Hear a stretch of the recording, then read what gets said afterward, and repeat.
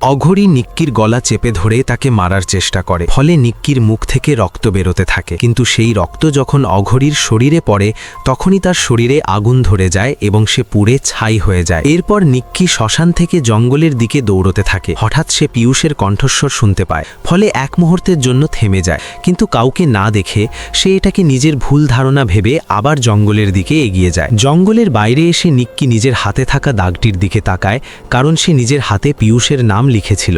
ঠিক তখনই সেখানে গায়ত্রী দেবী এসে উপস্থিত হন এবং তিনি নিক্কিকে রাজপরিবারের ভয়ঙ্কর সত্য জানান। তিনি বলেন, রাজপরিবারের লোকেরা মালিক নামেক এক শয়তানের পূজা করে এবং শত শত বছর আগে তাদের পূর্বপুরুষরা নিজেদের আত্মা মালিকের কাছে বিক্রি করে দিয়েছিল।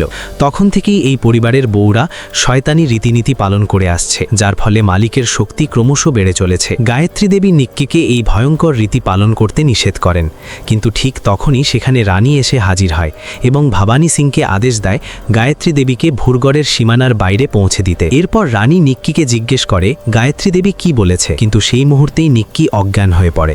রানী নিক্কির হাতের দাগ দেখে খুশি হয়ে যায়, কারণ নিক্কি ইতিমধ্যেই সেই রীতি সম্পন্ন করেছে।